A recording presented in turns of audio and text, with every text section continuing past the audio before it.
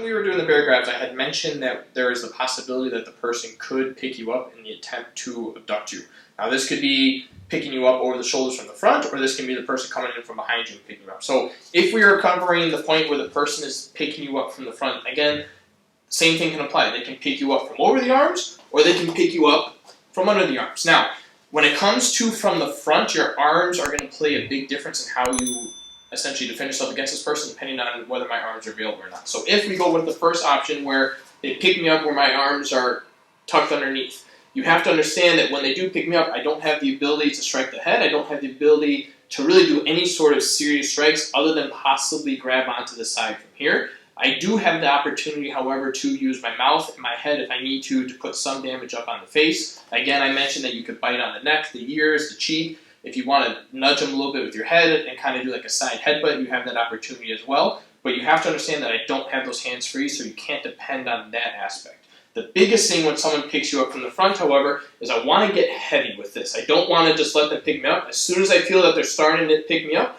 I'm just going to drop my weight. So he picks me up, and I get real heavy. Now, they still may get you up, but the idea is that my weight is going to start sinking to the ground, so it's harder for them to hold you up unless they are able to throw you over their shoulders, which again is a little bit harder to do rather than them just picking you up. So the first thing, as soon as he picks me up, I get real heavy. Same time, I want to start just grabbing the back in any manner that I can. If I can reach the back, I'm going to squeeze. If I can reach the side, I'm going to squeeze. And all I'm trying to do is put strain on the muscles here, because as he picks me up, all these muscles are going to get nice and tight, and they're going to start working with him in regards to picking me up. When I start attacking that specific muscle, it weakens his grip and ability to hold me, which means that eventually I'm going to drop. So that's one option with the hands. What I want to start doing with the feet, however, is start kneeing the person, kicking the person, and basically making my feet move as much as possible. So again, he wants to set me down. So he goes to pick me up, my hands start grabbing, I start kneeing, and I'm waiting for him just to drop me. Once I hit the ground again,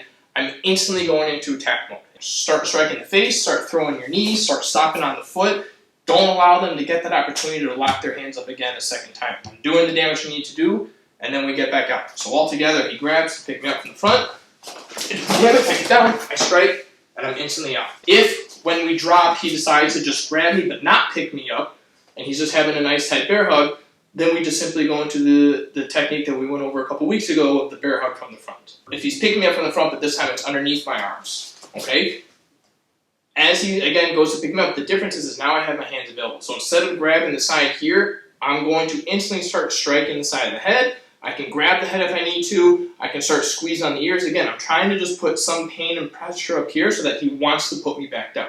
I'm trying to just make it as difficult as possible for him to hold me so that once we hit the ground, I, again, can go right into attack mode. The feet are going to do the exact same thing as if he was grabbing over the arms. I'm going to start kneeing, start kicking, anything that I can do that, again, puts the pressure so he puts me back down. So he goes to pick me up, hands are striking, I start throwing knees, kicks. Again, the second that we've hit the ground, start just throwing strikes. You have these hands available here, throw whatever strikes you need to do, and again, I'm disengaging. Anytime someone picks you up, I want to make it as hard as possible for this person to actually maintain the ability to hold me, because as soon as my feet hit the ground again, I'm instantly exploding into defensive mode, throwing strikes, kicks, with the hopes of being able to completely turn around, continue to throw a few strikes, and then back away. If they are picking you up over the arms, the difference with this one, I have to start running. As long as they're holding me, I have to start running in place. If he's grabbing me from underneath, I'm swinging those elbows as far back as I can. If he's grabbing me from over, I'm still doing the motion as hard as I can. Again, I can't get the full range of motion,